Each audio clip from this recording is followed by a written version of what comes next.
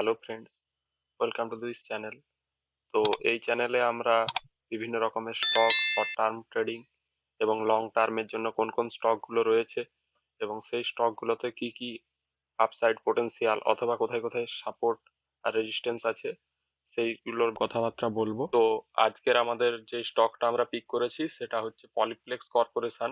তো এই স্টকটাতে আপনারা দেখতে পাচ্ছেন যে বর্তমান সময়ে 65% স্টকটি কারেক্ট হয়েছিল তার আপসাইড থেকে, এবং এর আগেও করোনার টাইমে যে ডাউন সাইডটা এসেছিল সেটাও 55-56%-এর মতো, এবং তার আগে একবার স্টকটা 72-73%-এর মতো এখানে ডাউন সাইড দেখিয়েছিল।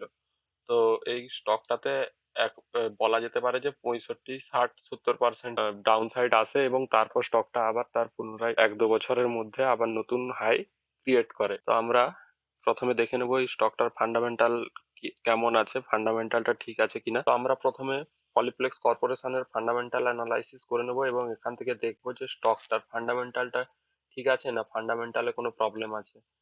তো প্রথমে আপনারা দেখতে পাচ্ছেন এখানে মার্কেট ক্যাপ পলিপ্লেক্স কর্পোরেশনের 3,536 কোটি টাকার, এবং স্টকের পি 49.7, আরওসি 11.6 এবং আরওই 10.2, যেটা ভালোই বলা যায়। এবং এখানে একটা লক্ষ্য করার মতো বিষয় হলো স্টকের বুক ভ্যালুটা আপনারা দেখতে পাচ্ছেন 1105 টাকার, কিন্তু কারেন্ট প্রাইস হচ্ছে 1126। তো এখান থেকে আমরা দেখতে পাই যে স্টকটার যে কারেন্ট প্রাইস সেটা তার বুক ভ্যালুর খুবই কাছাকাছি আছে। তো এখান থেকে স্টকটাকে বলা যেতে পারে যে স্টকটা আন্ডার ভ্যালুড। স্টকের পিজি রেশিও আপনারা দেখতে পাচ্ছেন 2.94-এর, এবং ইপিএস 22-এর, আর মার্কেট ক্যাপ টু সেলস আছে 0.53-এর, এবং ফ্রি ক্যাশ ফ্লো পাঁচ পাঁচ বছরের 1709 কোটি টাকা। এরপর যদি আমরা কোম্পানির কোয়ার্টারলি রেজাল্টস এর কথা বলি, তো কোয়ার্টারলি রেজাল্টস এ আপনারা দেখতে পাবেন কোম্পানির যে সেলস, সেই সেলসটা সেপ্টেম্বরের কোয়ার্টারটা যদি 2020 দেখা যায়, সেখানে সেলস ছিল 1227 কোটি টাকার, এবং বর্তমানে 2023-এর সেপ্টেম্বরের কোয়ার্টারটা যদি দেখা যায় এখানে সেলস হয়েছে 1572 টাকার। তো সেলসে গ্রোথ হয়েছে মাঝে দেখতে পাচ্ছেন যে জুন 2022 এবং সেপ্টেম্বর 2022-এর সেশনে সব থেকে বেশি কোয়ার্টারটাতে সেল হয়েছিল 2089 কোটি টাকার, এবং জুন 2022-এ হয়েছিল 2033 কোটি টাকার। তো এখান থেকে আমরা দেখতে পাচ্ছি যে তারপর সেলে কিছু কিছু ঘাটতি হয়েছে, যে কারণের জন্য কোম্পানির শেয়ারের স্টক প্রাইসও কমে গিয়েছে।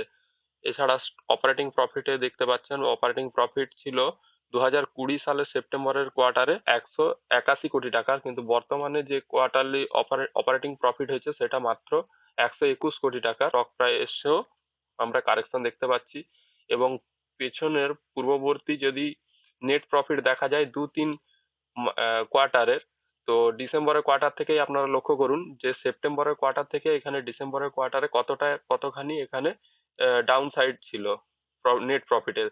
তারপর দেখুন ক্রমাগত ডাউন সাইড হয়েছে, এবং জুন 2023-এর কোয়ার্টারটাতে 10 কোটি টাকার এখানে লসও কোম্পানি ফাইল করেছে। সেপ্টেম্বরের কোয়ার্টারে 2023-এ 48 কোটি টাকার এখানে নেট প্রফিট কোম্পানি রেজিস্টার করেছে। তো এরপর কোম্পানির প্রফিট অ্যান্ড লসটা আমরা দেখে নেব। কোম্পানির প্রফিট অ্যান্ড লসটা দেখতে গেলে আমরা এখানে দেখতে পাই যে সেলস এর ব্যাপারটা, যেটা 2012 মার্চের কোয়ার্টারে দেখতে পাবেন যে সেলস হয়েছিল 2426 কোটি টাকার, এবং বর্তমানে মার্চ 2023-এর কোয়ার্টারে এখানে সেলস হয়েছে 7652 কোটি টাকার, এবং এখানে কোম্পানির অপারেটিং প্রফিট 2012-তে ছিল 479 কোটির, এবং বর্তমানে অপারেটিং প্রফিট 947 কোটি টাকার, এবং নেট প্রফিটে আপনারা দেখতে পাচ্ছেন 2012-র মার্চে ছিল 208 কোটির, এবং বর্তমানে নেট প্রফিট 616 কোটি। কিন্তু যদি আপনারা পূর্ববর্তী কোয়ার্টার গুলো লক্ষ্য করেন, সেই কোয়ার্টার গুলোতে আপনারা দেখতে পাবেন যে মার্চ 2022-এর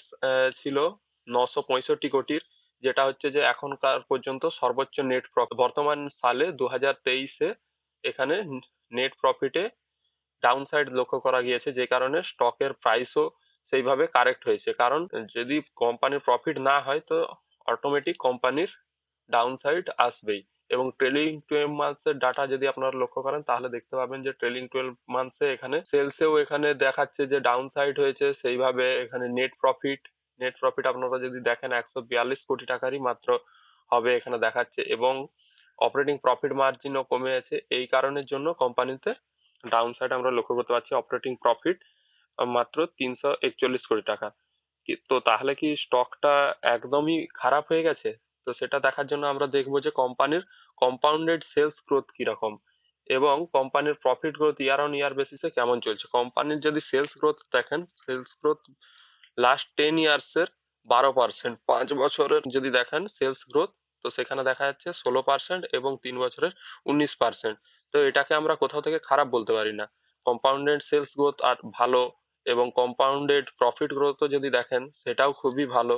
এখানে দেখতে পাচ্ছেন স্টক প্রাইস সিএজিআর ঠিক আছে, এবং রিটার্ন অন ইকুইটিও একদম ঠিকঠাক।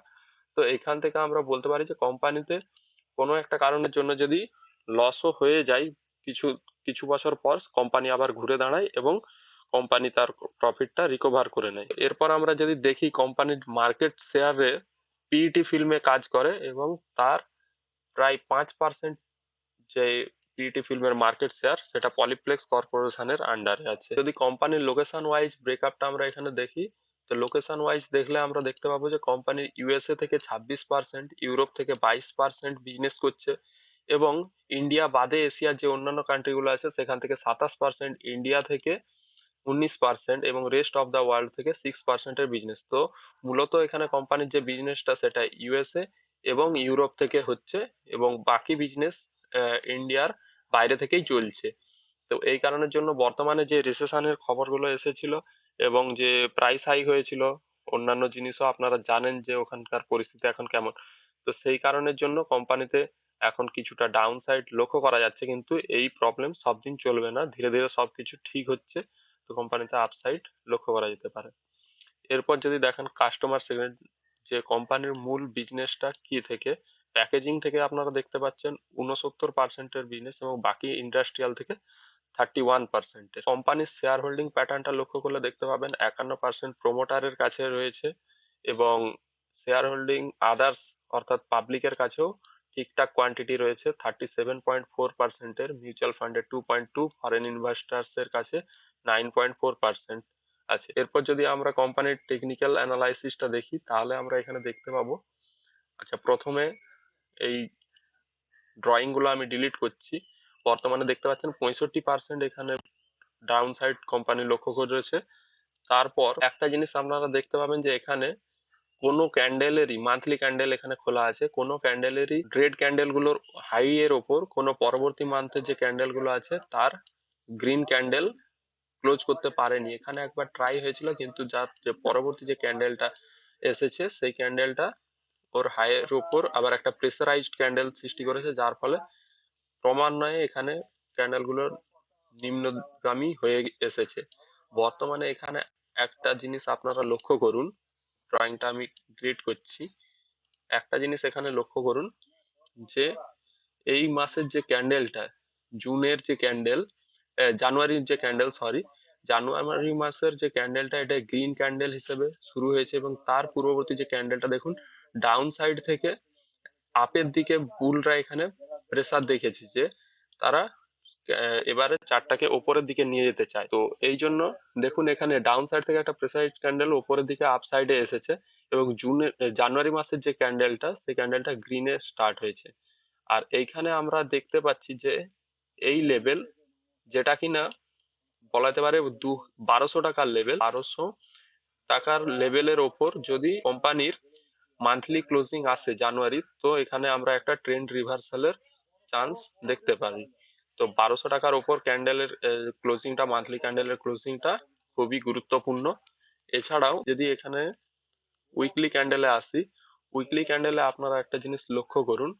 এখানে প্রথমে আমি কিছু ড্রয়িং করে নিই। তো বন্ধুরা, এখানে আমরা উইকলি ক্যান্ডেলে কিছু ড্রয়িং করেছি, যেটাতে আপনারা দেখতে পাচ্ছেন যে পরিষ্কারভাবে বর্তমানে প্রাইসটা আছে 1126 টাকার, এবং এর কিছুদিন আগেই এখানে ডাউন সাইড এসেছিল প্রায় 1000-এর নিচে, 995 এর কাছাকাছি। তো সম্ভবত আমার এক্সপিরিয়েন্স থেকে আমি বলতে পারি যে এইটাই কোম্পানির বটম হতে পারে, স্টকটার বটম। তবে সেটা আমি গ্যারান্টির সঙ্গে বলতে পারি না, কারণ স্টকে কোনো কিছুই শেয়ার মার্কেটে গ্যারান্টিতে হয় না। এটা 90% চান্স যে কোম্পানির বটম এখানে কনফার্ম হয়ে গেছে। তাও কোম্পানির ডাউন সাইডে যে ইম্পর্টেন্ট সাপোর্টটা আছে সেটা হলো 956, 950, 950 লেভেলে আছে, এবং ওপরে একটা দেখতে পাচ্ছেন যে 1161 লেভেলে একটা ড্রয়িং করা হয়েছে।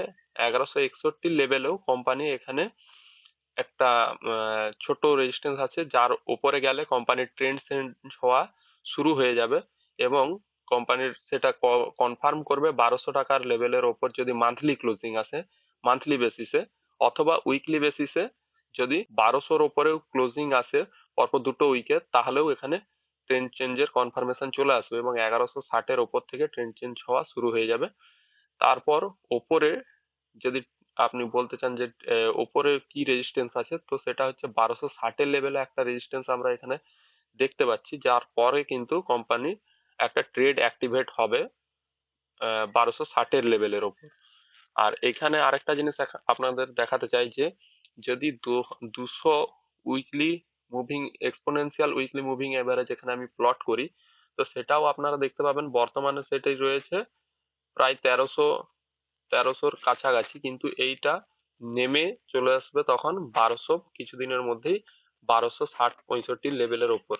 আর 200 উইকলি মুভিং অ্যাভারেজের ওপর যখনই আসবে কোম্পানি, তখন 200 উইকলি মুভিং অ্যাভারেজ ওকে একটা সাপোর্ট দেবে, এবং তার উপরে ওইটাকে আপনারা ট্রেডিং এর জন্য একটা ট্রেলিং স্টপ লস ফলো করে সাপোর্ট হিসেবে আপনারা ট্রেলিং স্টপ লসের সাথে রাইড করতে পারবেন। কারণ আপনারা যদি পূর্ববর্তী চার্টটাও দেখেন, যখনই উইকলি বেসিসে 200 উইকলি মুভিং এভারেজের নিচে প্রাইস এসেছে স্টকের, তখনই যারা ইনভেস্ট করেছে তারাই কিন্তু লং টার্মে এক এক দু বছরের মধ্যেই এখানে একটা ভালো প্রফিট লক্ষ্য করতে পেরেছে। এর পরে এদিকেও যদি আপনারা দেখেন, দেখুন এখানে 200 উইকলি এক্সপোনেনশিয়াল মুভিং এভারেজের নিচে যারা ইনভেস্ট করেছে তারাই কিন্তু এখানে প্রফিট পেয়েছে কোম্পানিতে। এই জায়গাটা যদি আপনারা লক্ষ্য করেন যে 200 উইকলি মুভিং এভারেজের নিচে কিন্তু এই কোম্পানিতে ইনভেস্ট করা যেতে পারে। এরপর আমরা যদি ডেইলিতে যাই, তো আপনারা দেখতে পাচ্ছেন এখানে ড্রয়িং গুলোকে আমি হাইড করছি। এখানে দেখুন 1200, 1250-র কাছেই কিন্তু 200 ডেইলি মুভিং এভারেজও এখানে রয়েছে। তো এইটা একটা ইম্পর্টেন্ট এখানে রেজিস্ট্যান্স আছে, তার উপর গেলে এর ট্রেন্ড চেঞ্জ কনফার্ম হয়ে যাবে। এরপর আমরা যদি মান্থলি ক্যান্ডেলে আরেকবার যাব এবং ওখানে গিয়ে জিনিসগুলোকে ক্লিয়ার করে নেব 3 ধরনের প্রসপেক্টিভ থেকে, যে বর্তমানে যারা এখানে ওপরে টপ থেকে এইরকম জায়গা থেকে যারা এই স্টকে আছেন তারা কি করতে পারেন। এই রকম জায়গা থেকে যারা আছেন ওনারা এখন এই একটা জিনিসই করতে পারেন, স্টকে যখনই এখন ধীরে ধীরে নিচে যদি কোনো 5-10%-এর কারেকশন দেখতে পান, তো একটু একটু করে অ্যাকুমুলেট করে এই জায়গায় দেখুন এই স্টকে তো প্রাইস ওয়াইজ কারেকশন হয়ে গেছে, কিন্তু টাইম ওয়াইজও কিছুদিন স্টক কারেক্ট হতে পারে। তো সেইটা আপনাদেরকে একটু পেশেন্স রাখতে হবে, এবং একটা দুটো করে শেয়ার আপনারা এখান থেকে নিতে পারেন, দিয়ে একটা এভারেজ আউট প্রাইস আপনাদের ঠিকঠাক হয়ে যাবে, যার মাধ্যমে আপনারা পরবর্তীতে এই স্টকটা একটা ভালো রিটার্ন দিতে পারে আপনাদের। আপনারা যারা ফ্রেশ ইনভেস্টমেন্ট করতে চান তারা 50% এখন চাইলে ইনভেস্ট করতে পারেন, এবং বাকি 50%-এর জন্য আপনারা হয় 1265-র ওপর, অথবা যদি নিচে 950-এর লেভেলে আসে, যেটা আসা অনেকটাই যদি আসে ওখানে আপনারা ইনভেস্ট করতে পারেন, বা 5-10%-এর যদি কারেকশন আসে সেখানে একটু একটু করে আপনারাও অ্যাকুমুলেটের মাধ্যমে নিতে পারেন, এবং পরবর্তী স্টকটাতে যদি 1-2 বছরের সময় দেন, তো দেখতে পাবেন এখানে একটা ভালোই রিটার্ন আপনারা 50-100%, মিনিমাম বলছি 50-100% এখানে আপনারা আপসাইড পেতে পারেন। এবং ট্রেডিং এর জন্য 1160-এর লেভেলের উপর একটা ট্রেডিং অ্যাক্টিভেট হবে, কিন্তু ওখানে ট্রেড করা চলবে না। 1265 বা 1260-এর যে লেভেল, ওর ওপরে গেলে আপনারা ট্রেড অ্যাক্টিভেট করতে পারেন। তখন আবার চার্টের কি ফরমেশন হয় সেটা দেখে আপনাদেরকে যদিও এখানে সিদ্ধান্ত নিতে হবে। তো আজকের জন্য এইটুকুই অ্যানালাইসিস। তবে আপনারা অবশ্যই ইনভেস্ট করার আগে একবার নিজে অ্যানালাইসিস করে নেবেন। ধন্যবাদ।